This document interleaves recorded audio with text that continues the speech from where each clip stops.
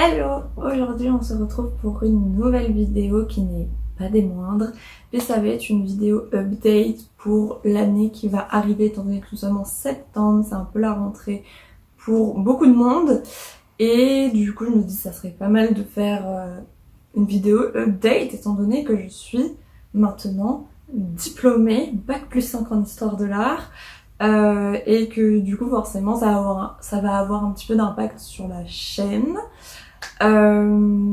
Normalement, pour conclure un peu cet arc narratif du Master 2, le Master Vlog arrivera normalement dimanche prochain pour avoir un petit peu le bilan de la soutenance, etc., etc. Et ça va de pair avec le bilan du M2 et le bilan de mes deuxièmes masters qui arriveront peut-être le mois prochain ou en novembre, le temps que je mette un peu à plat mes idées et que ma pression retombe totalement, hein, ok. Et en parlant de fin d'année pour certains et de fin d'année d'études, etc., j'ai une pote qui, pour les Journées européennes du patrimoine, a son projet de fin d'études et il faut absolument que je t'en parle parce que je pense que ça peut t'intéresser, étant donné qu'il y en a certains qui regardent notamment mes bilans culturels pour avoir des recommandations culturelles, etc. Je pense que ça peut totalement t'intéresser. Donc pour son projet de fin d'études, elle a décidé de créer un jeu de piste dans sa ville. Donc je te laisse le trailer de son projet et je t'en parle juste après.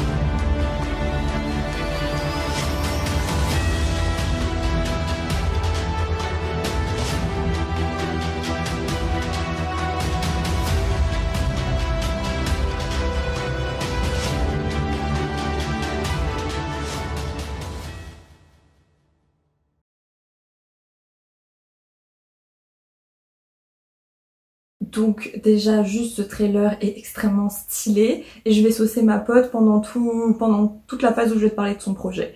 Donc en gros elle a décidé d'organiser un jeu de piste pour les Journées européennes du patrimoine qui arrive le week-end prochain, donc le 18 et 19 septembre, et tu vas devoir découvrir qui est le voleur de temps dans la ville et qui a du coup déréglé toutes les horloges et potentiellement créer une faille temporelle, ce qui fait que toutes les époques se mélangent dans la ville. Et du coup, ça va te permettre de rencontrer les personnages historiques de Saint-Leu-la-Forêt. Et il va falloir un petit peu faire ton enquête pour trouver qui est le voleur. Tu vas avoir deux types de parcours. Pour les familles, tu as le parcours jeu de piste. Voilà, donc c'est vraiment plus axé famille, ça commence à partir de 7 ans. Et pour les ados, jeunes adultes, tu as le rallye qui voilà, est plus destiné à cette catégorie d'âge et qui te permet notamment de potentiellement remporter des lots si ça t'intéresse. Saint-Leu-la-Forêt, c'est un 20 minutes de Paris si t'es de Paris. Tu prends la ligne H et hop, tu arrives dans la ville. Franchement, si tu peux aller lui donner de la force, moi malheureusement je pourrais pas être là-bas parce que je travaille.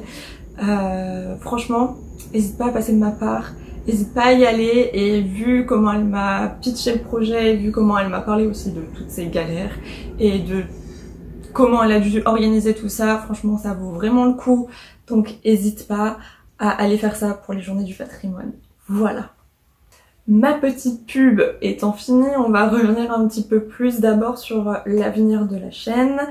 Donc globalement, comme bah là je suis plus à la fac, etc., il y aura moins de vidéos qui seront axées sur la faculté, etc.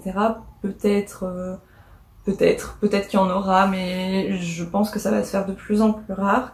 Et l'art va prendre beaucoup plus de place sur cette chaîne parce que à la base c'était fait pour ça et pour parler des études, mais comme là c'est plus d'actualité, ça va être vraiment centré sur l'art. Donc tu vas retrouver les formats habituels qui sont des analyses d'œuvres complètes. Donc ça va être quand même des analyses assez longues, etc. comme j'ai pu faire avant. C'est vrai que ça fait un moment que j'ai pas pu me poser sur une œuvre et faire vraiment des recherches sur celle-ci et construire vraiment tout un truc autour d'elle. Donc je vais essayer de revenir à ça. Il y aura aussi toujours les formats des œuvres d'art dans les films. D'ailleurs, je note vos propositions de films. Donc si tu en as, hésite pas. Si tu as regardé un film récemment et que tu as vu qu'il y avait pas mal d'œuvres d'art et que je pourrais en faire une vidéo, n'hésite pas à me proposer des titres. Je suis toujours à la recherche de ça. Du coup, ça sera principalement ça. Pour les analyses d'œuvres d'art complètes, j'essaye un peu de revoir le format pour que ça soit genre un peu plus, je sais pas, dynamique et intéressant. Donc je réfléchis, il va peut-être avoir quelques expérimentations au début. Je verrai bien. Je pense pas... Alors, je pense que dans ces analyses, je vais aborder des œuvres qui sont très connues pour pas perdre tout le monde, mais aussi pour que des personnes qui s'y connaissent pas trop puissent rattacher à quelque chose sans avoir peur de s'engager dans une vidéo qui parle d'une œuvre absolument pas connue, mais aussi en parallèle parce que moi c'est un exercice plus intéressant pour moi parce que ça me fait découvrir une œuvre en même temps. Je vais parler aussi d'œuvres qui sont un petit peu moins connues du grand public et essayer de t'en faire découvrir parce que c'est aussi le but. Mais voilà, j'essaye un petit peu de satisfaire des deux côtés, de parler quand même de choses connues qui vont permettre à certaines personnes de pouvoir s'accrocher à ça et de pouvoir écouter et puis de voir peut-être s'ils ont envie ensuite de s'embarquer sur des œuvres un peu moins connues. Donc voilà, pour ce qui est du calendrier de l'Avent que je fais depuis deux ans je crois, je ne sais pas si je vais le faire cette année. C'est vrai que les 2 dernières années c'était pratique parce qu'avec le mémoire, ça me permettait pas de parler d'art très souvent et du coup pendant le mois de décembre c'était vraiment assez consacré à ça. Là malheureusement je sais pas si j'en ai l'envie parce que même si j'ai eu quelques retours ultra positifs là-dessus, je sais pas vraiment si ça intéresse et ça demande beaucoup de travail en amont et beaucoup de recherche en amont que même si je les prépare quand même à l'avance etc. Bah ça demande quand même pas mal de taf et au final j'ai pas trop l'impression que ça plaît ou quoi que ce soit. Donc ça aussi, dis-moi si tu reveux un calendrier de l'Avent, je vais essayer un peu de voir comment je peux peut-être rendre ça un peu plus intéressant et dynamique aussi. Mais c'est vrai que j'ai pas trop l'impression que c'est très populaire, donc je sais pas, à toi de me dire. Et enfin, ça on m'a posé la question, d'ailleurs les questions que vous m'avez posées et que j'intègre dans cette vidéo, je les dis pas forcément, je les fais en fonction des réflexions que j'ai là et à la fin il y aura peut-être une partie FAQ pour les questions qui sont en dehors du thème principal et que j'ai pas pu caler comme ça au fil de mon blabla. Mais du coup sur le point des vlogs, effectivement je pense que je ne vais plus en faire parce que les vlogs étaient vraiment centrés sur mon avancée pour les mémoires et pour te donner en fait un témoignage de à quoi peut ressembler une année quand tu fais un mémoire, avec que ça soit les joies de découvrir des choses, les galères, la perte de motivation et tout cet ascenseur émotionnel que ça peut être.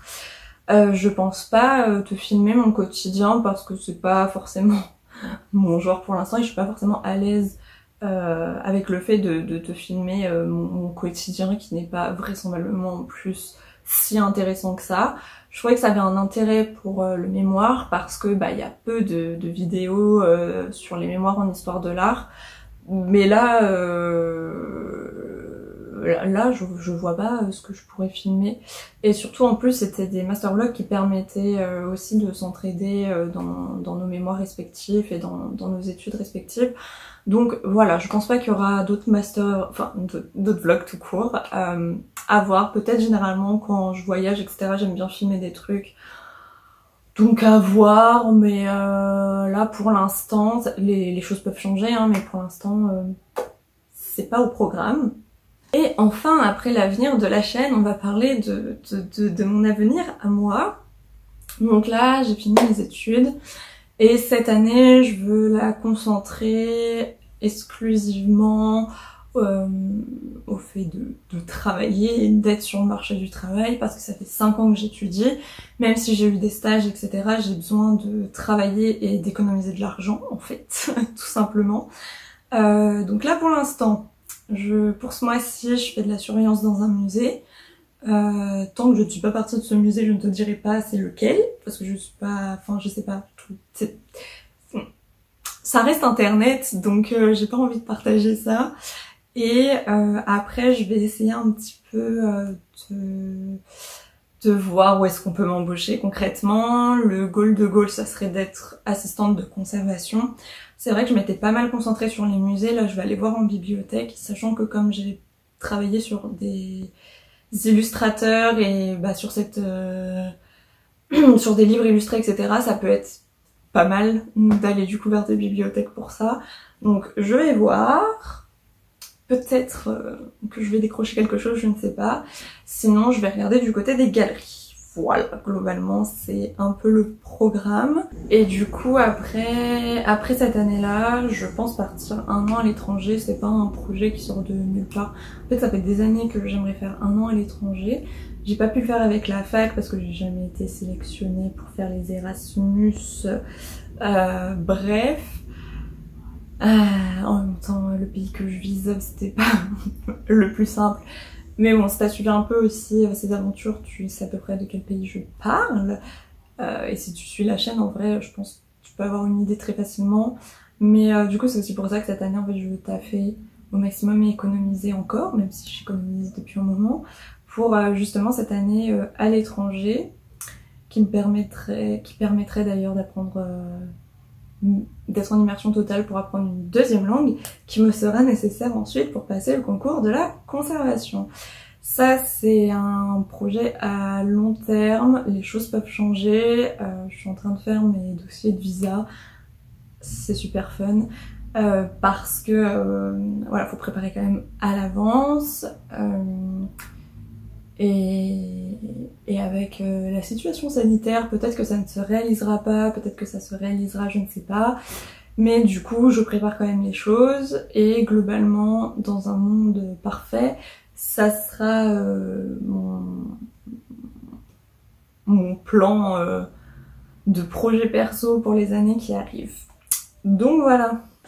Et pour répondre à une question, qu'est-ce que ça me fait de ne pas avoir de rentrée scolaire, ça me fait extrêmement bizarre, sachant qu'en plus c'est une partie de l'année que j'adore parce qu'on commence à rentrer dans l'automne qui est une de mes saisons préférées, bref, que c'est un peu comme un renouveau entre guillemets, enfin c'est...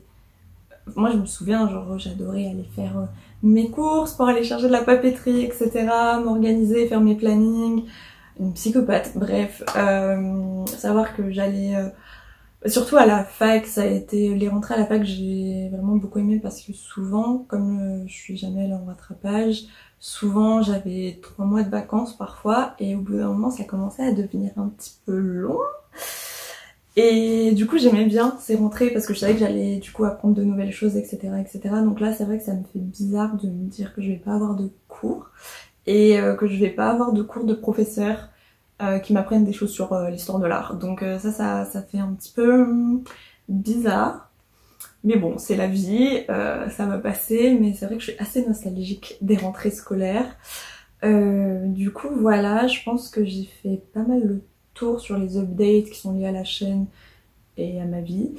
Du coup, je vais juste répondre aux dernières questions qu'il y a eu, qui sont pas forcément trop en lien avec ce que j'ai pu aborder. On m'a demandé si j'avais un livre à conseiller par rapport au mémoire, genre je suppose comment faire un mémoire, enfin de la méthodologie. Le truc c'est que bah, ça n'existe pas vraiment et encore moins pour l'histoire de l'art. Généralement les facs, quand on rentre en master, enfin en tout cas c'est le cas à Paris, on nous a donné une brochure qui nous expliquait un peu ce qu'était un mémoire, comment le faire en fait, comment par exemple argumenter dans son mémoire, comment faire, comment chercher, etc. Vers quelle base de données, comment faire, nous parler de normes bibliographiques, de comment faut présenter ses notes de bas de page, etc. Si ça t'intéresse, tu peux m'envoyer un mail et je peux te transmettre cette brochure, mais il faut faire bien attention si tu n'es pas de Paris 1 et si tu n'es pas d'un master en histoire de l'art. Ça peut être utile, mais c'est vraiment la méthodologie Paris 1 et du coup en fonction de ta fac, c'est pas forcément ce qu'ils veulent et c'est peut-être d'ailleurs pas les mêmes normes, etc. Donc ça peut t'aider en outil pour un peu mieux comprendre le mémoire, pour apprendre à faire un argumentaire, ce genre de choses, mais toujours se référer aux normes de sa fac. Ça, vraiment, attention. Donc toutes mes coordonnées sont en barre d'infos si tu veux cette brochure, mais du coup, attention quand même. Ensuite, on m'a aussi demandé comment trouver un stage quand on est en master. Donc déjà j'avais fait une vidéo sur les stages que je te mets dans le petit i et je vais essayer juste de te cadrer, enfin de t'en parler là, mais va voir quand même la vidéo sur les stages parce que elle sera peut-être un peu plus précise que là maintenant. Donc déjà, bonne nouvelle, tu es toujours scolarisé à la fac, etc. Donc tu as le droit à une convention de stage, ce qui te facilite grandement l'accès à des stages. Bref. Du coup, le mieux à faire, c'est de regarder les offres sur différentes plateformes. Il y a des plateformes qui sont spécialisées dans les métiers de l'art, donc il faut aller regarder sur Profil Culture, Job Culture, etc., etc. Notamment Profil Culture, il me semble que c'est celui que je préfère. Tu peux regarder aussi un petit peu sur LinkedIn, mais je t'avoue que voilà, Profil Culture, c'est quand même un peu mieux pour ce milieu. Il y a souvent quand même des offres d'assistants de conservation en stage, pour des stages, donc ça peut t'intéresser. Faut regarder sur ces sites-là. Après, le souci que tu peux avoir, c'est que très souvent aussi, les institutions cherchent des stagiaires pour par exemple 2 mois parce que ça leur permet de ne pas te payer. Si ton stage fait plus de 2 mois, tu seras, enfin c'est dans la loi, légalement t'es obligé d'être payé, mais tu seras pas non plus extrêmement bien payé. Donc si tu cherches un stage comme pour avoir un job alimentaire, c'est pas forcément la meilleure des solutions, mais c'est pour vraiment avoir de l'expérience, c'est bien. Moi, c'est ce que je conseille, c'est pendant ton cursus universitaire de faire des stages, par exemple l'été, etc., quand tu as du temps libre, parce que c'est extrêmement important sur son CV quand tu sors de la fac de ne pas être sans expérience et d'avoir au moins un petit peu de bagage. C'est pour ça d'ailleurs que Paris 1 rend les stages obligatoires pour certaines années d'études. Bref. Et sinon, s'il n'y a pas d'offre, il faut faire des candidatures spontanées. Il y a une chargée de TD à l'époque, quand j'étais en licence, qui nous a toujours conseillé de viser au plus haut du musée, donc que ce soit directement les conservateurs si tu trouves leur mail. Je sais que ça peut être un peu compliqué parfois, ou même carrément le directeur du musée, ou la directrice. C'est de viser au plus haut, voilà, pour être directement en fait avec les personnes concernées et les personnes qui seront potentiellement tes responsables. Donc moi c'est un peu les conseils de survie, de recherche d'un stage que j'ai. Et après là je vois pas d'autres conseils, donc vraiment va voir cette vidéo. Donc voilà, ça sera tout pour cette vidéo. On se retrouve la semaine prochaine pour le dernier master vlog. Encore une fois, je t'invite pour les journées européennes du patrimoine à aller faire l'activité que propose ma pote, parce que vraiment c'est pépite, je te le conseille fortement. Et quand bien même ce n'était pas ma pote, ce genre d'activité aurait très bien pu me plaire et j'ai le seum de pas pouvoir faire le rallye parce que je travaille. Donc vraiment, vas-y, je peux que te le conseiller. En tout cas, on se retrouve dans une prochaine vidéo. Salut!